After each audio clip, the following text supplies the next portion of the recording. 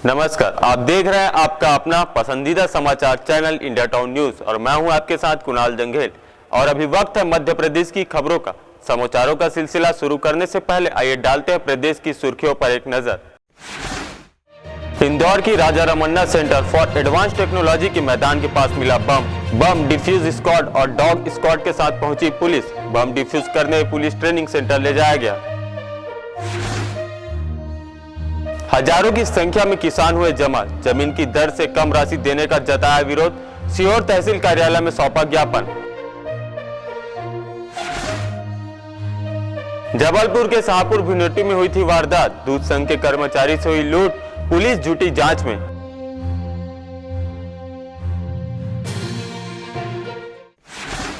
अब खबरें विस्तार से। मध्य प्रदेश की आर्थिक राजधानी इंदौर में बीती रात उस समय सनसनी फैल गई जब Raja Ramanna centre for advance technology यानी कि आरआर गेट के पास हैंड ग्रेनेड पड़ा देखा गया। बम निरोधक दस्ता ग्रेनेड को डिफ्यूज करने ले गई।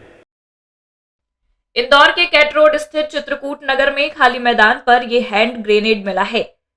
आरआर कैट के पास बम मिलने की सूचना से अधिकारियों में हड़कंप मच गया और पूरे दल बल और संसाधनों के साथ वरिष्ठ अधिकारी मौके पर पहुंच गए। बम निरोधक दस्ते ने डिफ्यूज करने के लिए पूरी सावधानी से हैंड ग्रेनेड को कब्जे में ले लिया। मामले की जांच की जा रही है। पुलिस अधिकारी बम डिस्पोजल स्क्वाड और डॉग स्क्वाड के साथ मौके पर पहुंचे थे।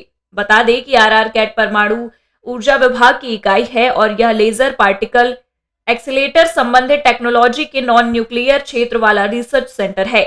बम असली है या नकली, इसको लेकर पुष्टि अभी तक नहीं की गई है।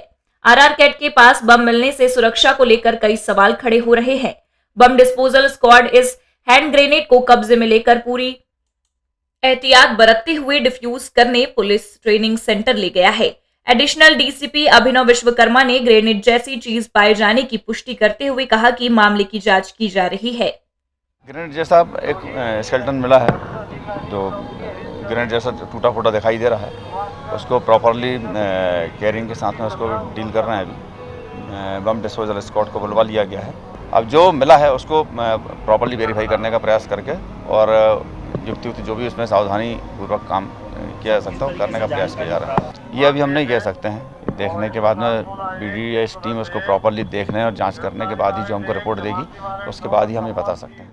वहीं अब स्थानीय द्वारकापुरी पुलिस इस पूरे मामले की जांच में जुट गई है। मामले की संवेदनशीलता को देखते हुए वरिष्ठ अधिकारियों के मार्गदर्शन में ये पूरी जांच की जा रही है। इंदौर से इंडिया टाउन न्यूज के लिए वी देवाशीष की रिपोर्ट। मध्य प्रदेश के दमोह में बीती शाम जरा सी बात दो समुदाय को आमने सामने हो गए और देखते ही देखते संघर्ष की स्थिति निर्मित हो गई। मौके पर भारी पुलिस बल तैनात है। रात में पुलिसों ने पूरे शहर में फ्लैग मार्च किया। एक समुदाय के दर्जी द्वारा समय पर कपड़ा सिल कर न देने पर दर्जी और दूसरे समुदाय के ग्राहक के बीच विवाद हो गया। विवाद इस कदर बढ़ गया कि दोनों पक्ष आमने सामने हो गए और दोनों गुटों में जमकर मारपीट शुरू हो गई। मामला थाने तक पहुंच गया। बड़ी संख्या में वर्ग विशेष के लोग भी थाना पहुंच गए और उन्होंने थाने में ही हंगामा शुरू कर दिया। ये लोग एफआईआर दर्ज करने और आरोपियों की गिरफ्तारी को लेकर नारेबाजी करने लगे। पुलिस ने मामला दर्ज कर 2 आरोपियों को हिरासत में लिया है। पुलिस ने पूरे शहर में शांति व्यवस्था बनाए रखने के लिए फ्लैग मार्च किया। अतिरिक्त पुलिस अधीक्षक सीएसपी कोतवाली टीआई के साथ बड़ी संख्या में पुलिस बल मौके पर मौजूद है। अतिरिक्त पुलिस अधीक्षक संदीप मिश्रा ने कहा है कि शहर में स्थिति शांतिपूर्ण और नियंत्रण में है। कोई घटना थी उस पर एज पर लॉ जो कार्रवाई होना थी वो कार्रवाई थाने में हो रही थी और रूल ऑफ लॉ है। रूल ऑफ लॉ में जो विधि करता है उसके हिसाब से कार्रवाई है प्रिस्क्राइब है लॉ में वो हो रही थी और जो लोग आए थे उस पर भी विधि संगत कार्रवाई जो लॉ में प्रिस्क्राइब है वो हम लोगों के द्वारा की गई। सर अभी कैसे हालात हैं? अभी बहुत नॉर्मल हालात है। लॉ एनफोर्समेंट बहुत अच्छा है। हम लोग खुद घूम के आए। दमोह से इंडिया टाउन न्यूज के लिए विवेक सेन की रिपोर्ट। केंद्रीय उद्यान एवं इस्पात मंत्री ज्योतिरादित्य सिंधिया 7 दिवसीय प्रवास पर शनिवार को ग्वालियर आए। उन्होंने यहां आयोजित जिला स्तरीय खेल महोत्सव का शुभारंभ किया। केंद्रीय मंत्री ज्योतिरादित्य सिंधिया 7 दिवसीय दौरे पर ग्वालियर आए, जहां उन्होंने शनिवार से आयोजित खेल महोत्सव का शुभारंभ किया। खेल महोत्सव 6 फरवरी तक चलेगा। इस प्रतियोगिता में खो खो, रस्साकस्सी, कबड्डी, वॉलीबॉल, सतोलिया, पावर लिफ्टिंग, लंबी कूद, गोला फेंक आदि खेल शामिल हैं। केंद्रीय मंत्री ज्योतिरादित्य सिंधिया ने कुश्ती को भी प्रतियोगिता में शामिल करने पर जोर दिया। श्री सिंधिया ने कहा कि ऐसी खेल प्रतियोगिता का मकसद ग्रामीण एवं शहरी खिलाड़ियों को अवसर देना है। इसमें खिलाड़ी अपनी खेल प्रतिभा को निखर कर सकते हैं। उन्होंने कहा कि जो भी खिलाड़ी इस खेल महोत्सव में उत्कृष्ट प्रदर्शन करेगा, उस खिलाड़ी के नाम के साथ ग्वालियर का नाम भी प्रदेश व विश्व पटल पर रोशन होगा।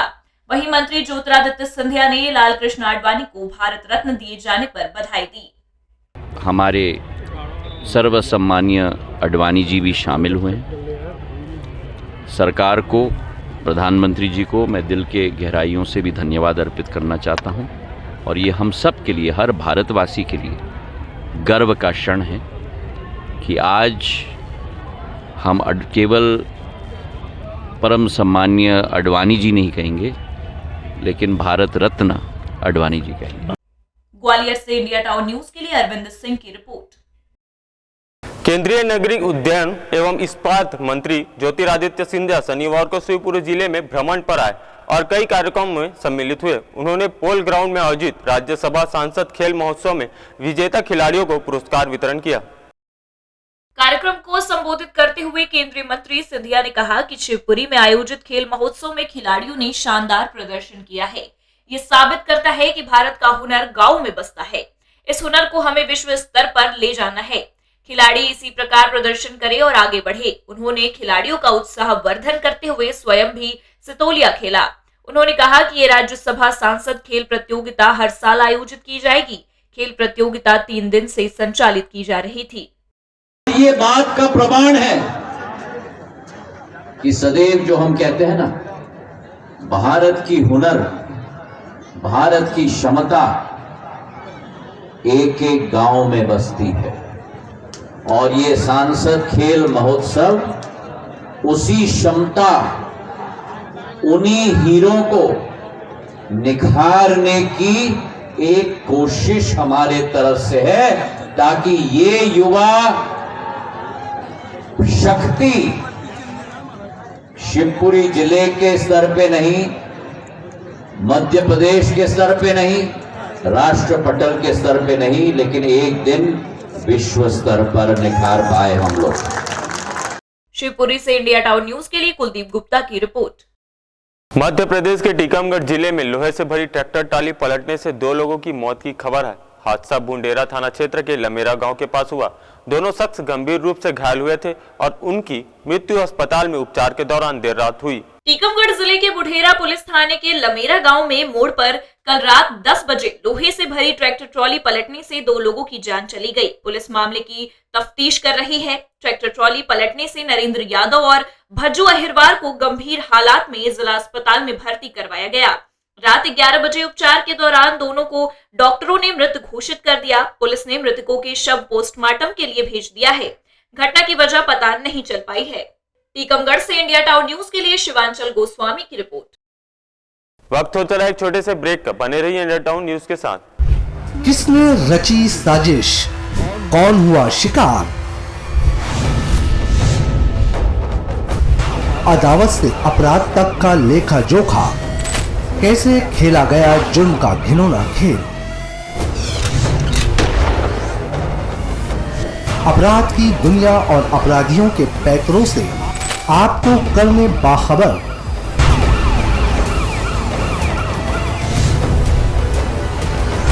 देखिए इंडिया टाउन न्यूज पर जरायम हर रविवार रात 8 बजे।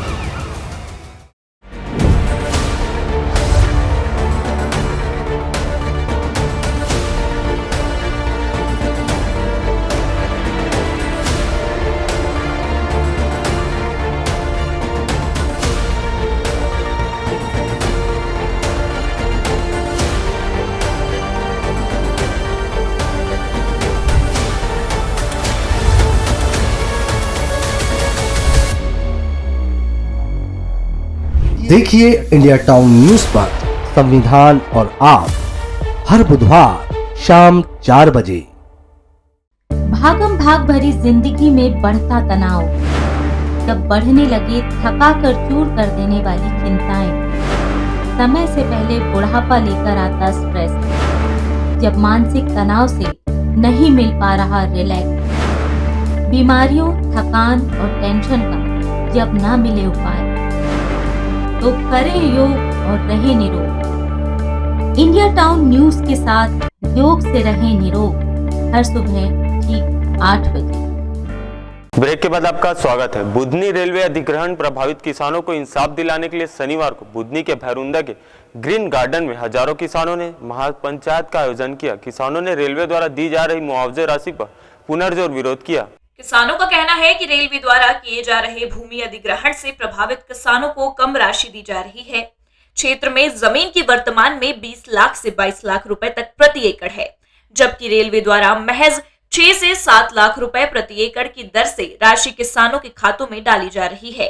इसी के विरोध में किसान नेता हंसराज मंडलोई के नेतृत्व में महापंचायत का आयोजन किया गया। इस महापंचायत में विधायक, जनपद सदस्यों और सरपंच के साथ ही इंदौर, देवास व सीहोर जिलों के किसान मौजूद रहे। किसानों ने तहसील कार्यालय जाकर ज्ञापन भी सौंपा। जब सरकारी जमीन मौजूद है, वन भूमि मौजूद है, तो किसानों की उपजाऊ भूमि क्यों ली जा रही है? सरकार अपने वन विभाग में से तो रेलवे लाइन निकल नहीं पा रही है और किसानों की करोड़ों रुपए की, लाखों रुपए की जमीन बेवजह से बर्बाद कर रही है। किसान परिवार बर्बाद हो जाएंगे। हमारी सरकार से मांग है कि इंदौर बुधनी रेलवे परियोजना का फिर से नए सिरे से सर्वे करवाया जाए। किसान भाइयों को, जो भारत की रीढ़ की हड्डी है, आज वो दर दर भटक रहा है। अपने अस्तित्व के लिए, अपने बच्चों के लिए गुहार मांग रहा है। पर इस क्षेत्र के विधायक और भूतपूर्व सीएम माननीय शिवराज जी के पास इतना समय नहीं किसानों के साथ आकर मिल सके, उनके सुख दुख बांट सके, अपनी हक की लड़ाई के लिए आगे उनका हाथ बढ़ा सके। बहुत शर्म की बात है। और मैं कांग्रेस पार्टी की ओर से मैं आपको आश्वासन देता हूं कि आपकी इस लड़ाई में हम ईंट से ईंट और पत्थर का पत्थर बना देंगे। सीहोर से इंडिया टाउन न्यूज के लिए वसीमुद्दीन की रिपोर्ट। मध्य प्रदेश के झाबुआ जिले के काकनवानी थाना क्षेत्र के अंतर्गत गांव में एक नाबालिग लड़की ने आत्महत्या कर ली। लड़की के साथ एक तांत्रिक ने दुराचार किया था।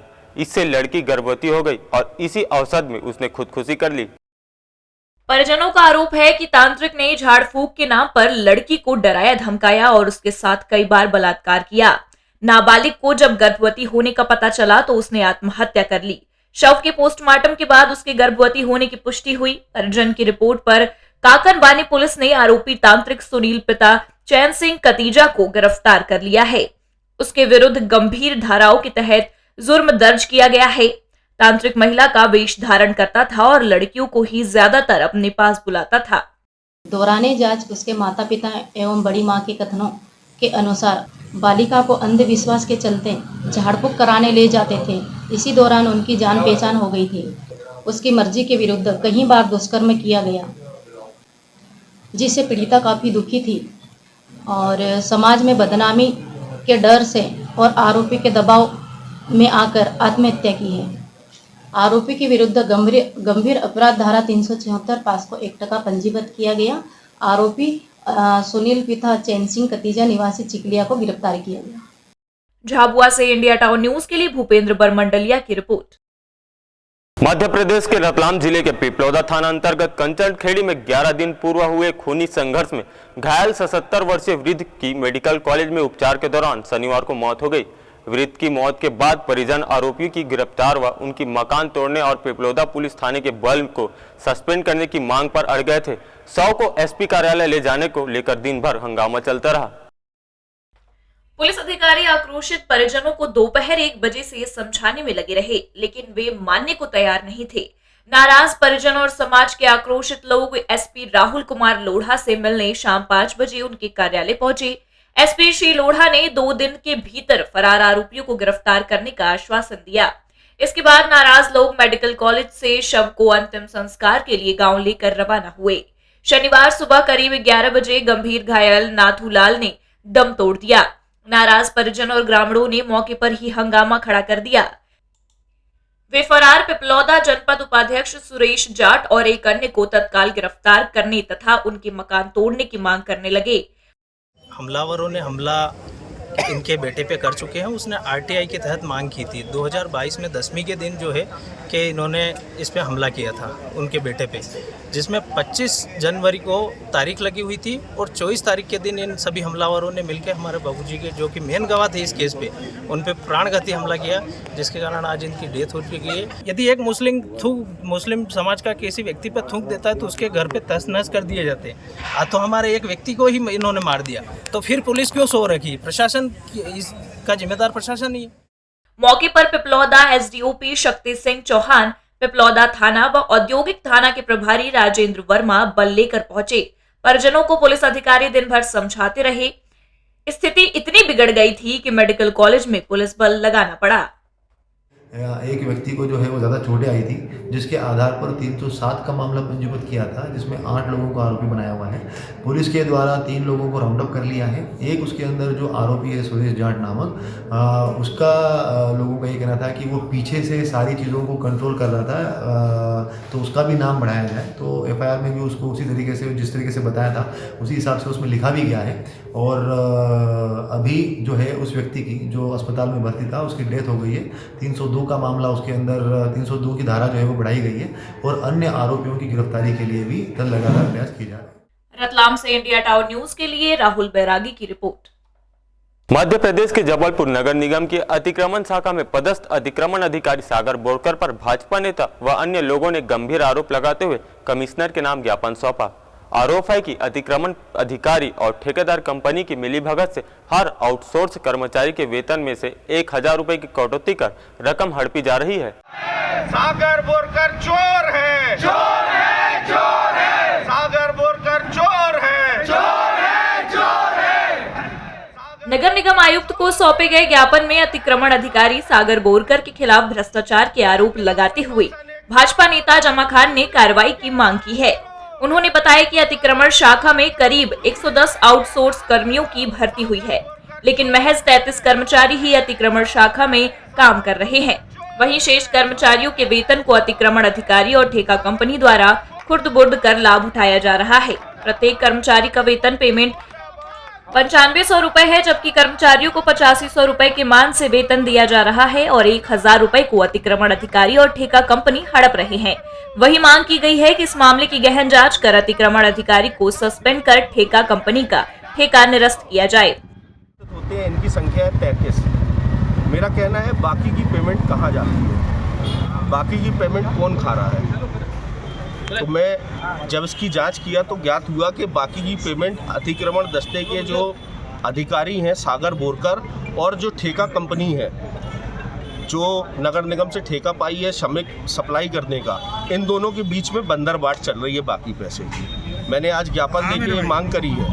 यूथ फेडरेशन के कार्यकर्ता आए हैं, उन्होंने मांग की है कि जितने कर्मचारी की नोटशीट चल के पैसे जारी हो रहे हैं उतने कर्मचारी उपस्थित होना चाहिए और तत्काल प्रभाव से सागर बोरकर को सस्पेंड किया जाए और इस ठेका कंपनी के ठेके को सस्पेंड किया जाए।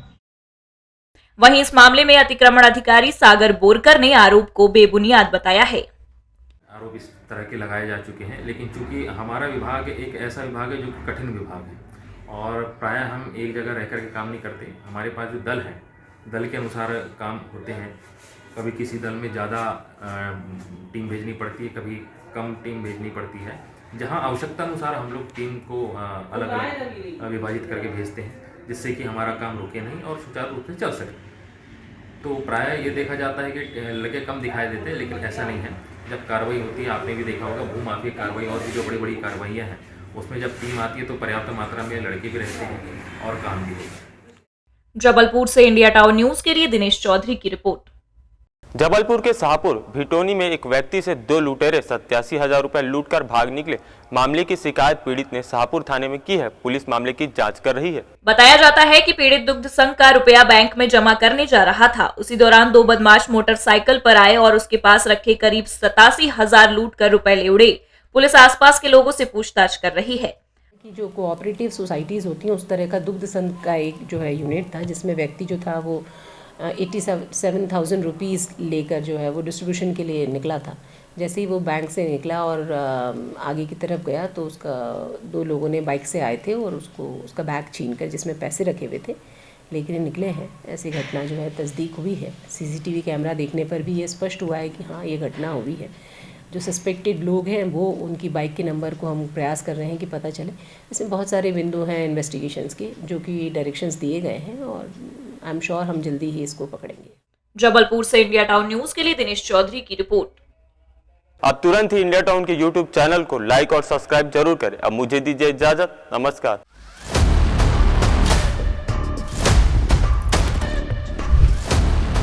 राजनीति की शतरंज, किसके शहर किसकी मार, कहां प्यादा बना वजीर,